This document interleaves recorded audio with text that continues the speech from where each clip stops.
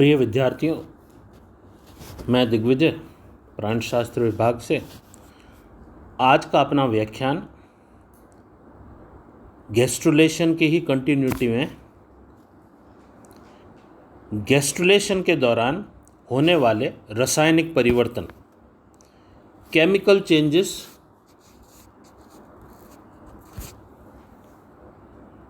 During gastrulation, इस पर आज अपनी चर्चा रहेगी। भ्रूणीय विकास में गैस्ट्रुलेशन एक अति सक्रिय अवस्था होती है जिसमें विभेदन और आकार की संरचनाओं गतिविधियां संपन्न होती है। इस दौरान विभिन्न प्रकार के एनाबॉलिक और कैटाबॉलिक एक्टिविटीज इसमें पाई जाती है। अगर हम एक एक की बात करें तो सर्वप्रथम अपन कैटाबॉलिक एक्टिविटीज़, अपचयी क्रियाओं की बात करते हैं।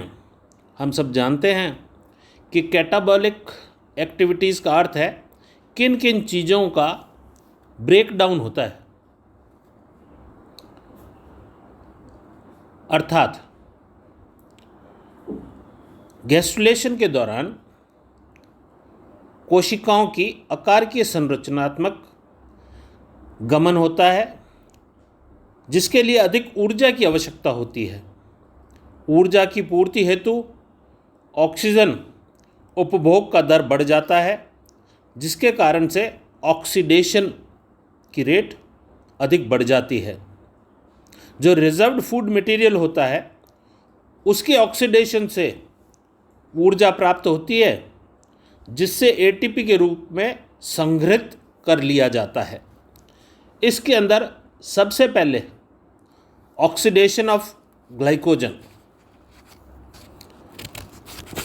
अधिकांश प्राणियों में ग्लाइकोजन एक महत्वपूर्ण रिजर्व फूड मटेरियल है जिसके ऑक्सीडेशन के कारण से निरंतर ऊर्जा उत्पन्न होती रहती है।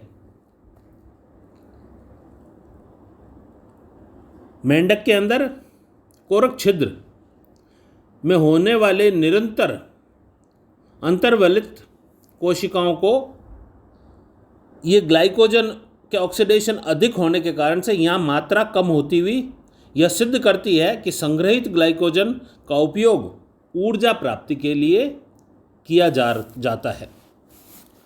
दूसरा है ऑक्सीडेशन ऑफ योक या ब्रेकडाउन ऑफ योक।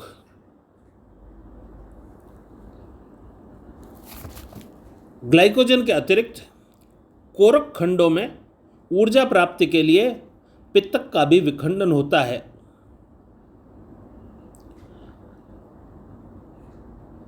मेंढक के अंदर पित्तक कणिकाओं का विखंडन का अध्ययन विस्तृत रूप से इलेक्ट्रॉन माइक्रोस्कोप तथा रासायनिक क्रियाओं द्वारा किया गया था।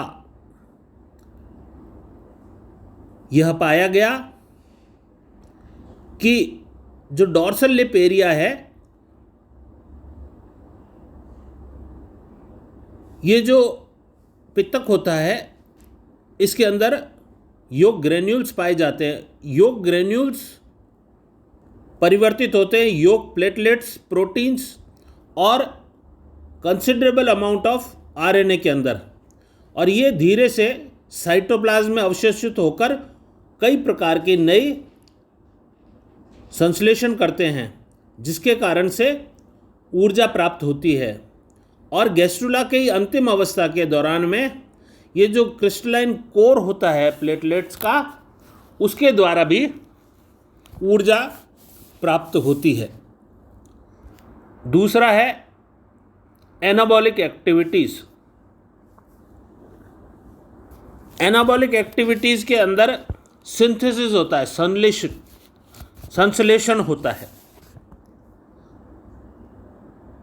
उपचयी क्रियाएं, जैसा कि पूर्व में बताया जा चुका है कि गैस्ट्रुलेशन के दौरान में एम्ब्रियो की साइज में कोई वृद्धि नहीं होती, परंतु कोशिका विभाजन निरंतर होता रहता है, जिससे कोशिकीय द्रव साइटोप्लाज्म में से न्यूक्लिक एसिड्स और प्रोटीन्स का निरंतर संश्लेषण होता रहता है। अब पहला करते हैं अपन सिंथेसिस ऑफ न्यूक्लिक एसिड। प्रत्येक कोशिका विभाजन के दौरान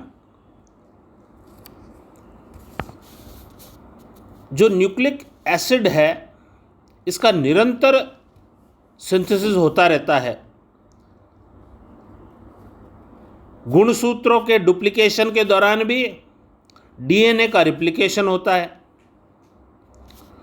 गैस्ट्रुला के शुरू में ही डीएनए से टीआरएनए का ट्रांसक्रिप्शन होता है और इस गैस्ट्रुलेशन के दौरान ही एमआरएनए और टीआरएनए अणुओं का सिंथेसिस भी होता है। दूसरा है प्रोटीन सिंथेसिस। गैस्ट्रुलेशन के दौरान प्रोटीन सिंथेसिस की दर में वृद्धि हो जाती है। इस समय विशिष्ट प्रकार के प्रोटीनों का संश्लेषण होता है। प्रोटीन संश्लेषण के लिए आवश्यक पदार्थ पित्तक से प्राप्त होते हैं।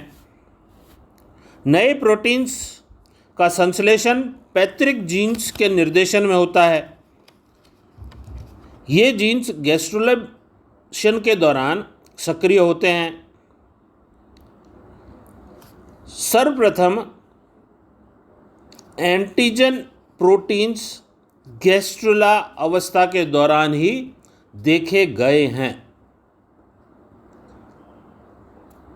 ये तो था अपना रासायनिक गतिविधि कि कौन सी तो कैटाबॉलिक एक्टिविटी थी और कौन सी एनाबॉलिक एक्टिविटी। उसके बाद में आता है अपना गैस्ट्रुलेशन का महत्व, सिग्निफिकेंस ऑफ गैस्ट्रुलेशन। मैंने 5 पॉइंट इसके अंदर आपको दिए हैं। सबसे पहला, गैस्ट्रुलेशन एक क्रिया बहुकोशिकीय काया का निर्माण की प्रारंभिक अवस्था मानी जाती है। इस क्रिया में कोरक से कोरक खंडों का विभेदन होता है तथा संभावी अंग निर्माणों के स्थान पर अपने निश्चित स्थान पर ये जाकर एम्ब्रियो में स्थित हो जाते हैं। दूसरा है सर्वप्रथम कोशिकाओं का श्रम विभाजन यहीं पर देखने को मिलता है। तीसरा है यह विभाजन दर बहुत धीमी होती है, जिसके दौरान हम भ्रूण में वृद्धि के साथ जटिलताओं की ओर अग्रसर होते हुए देखते हैं। चौथा है गैस्ट्रुलेशन की क्रिया में केंद्रक अधिक सक्रिय हो जाता है तथा नई प्रकार के प्रोटीन्स का संश्लेषण करता है। और आखिरी 5वीं पॉइंट है कि नर्वस सिस्टम के विभेदन के लिए गैस्ट्रुलेशन बहुत अधिक आवश्यक होता है। अगर इस दौरान ये इसके अभाव रह जाए तो एक्सोगैस्ट्रुला प्राप्त होता है। एक्सोगैस्ट्रुला क्या होता है उसको मैंने लाल शाही के अंदर अलग से परिभाषित किया है, क्योंकि कई बार ये इसकी परिभाषा पूछ ली जाती है या इसका परिभाषा सहित डायग्राम पूछ लिया जाता है।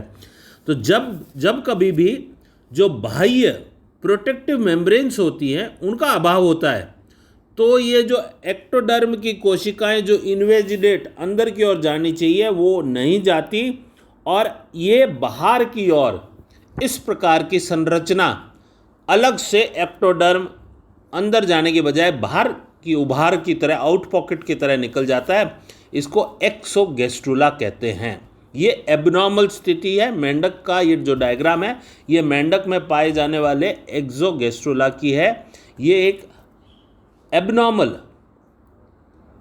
परिस्थितियों के अंदर जब प्रोटेक्टिव मेम्ब्रेन्स का अभाव होता है तब अपने को ये मिलती है। प्रिय विद्यार्थियों, इसका आज ही मैं आपको होम असाइनमेंट भी दूंगा। मैं आशा करता हूं कि सारे असाइनमेंट्स आप पीडीएफ के माध्यम से इनका उत्तर देने की कोशिश कर रहे होंगे। मेरे पास चुनिंदा लोगों के असाइनमेंट व्हाट्सएप के माध्यम से आ रहे हैं, लेकिन आपके बहुत से लोगों के अभी आने बाकी हैं। मैं इस विश्वास रखते हुए कह रहा हूँ कि शायद आप वो असाइनमेंट करते अवश्य होंगे, लेकिन अगर आप मेरे को भेजेंगे तो उनमें कोई भी किसी प्रकार की त्रुटि या कोई चीज़ आपको नहीं आती होगी, उसका समाधान करने में आपकी सहायता कर पाऊँगा। धन्यवाद।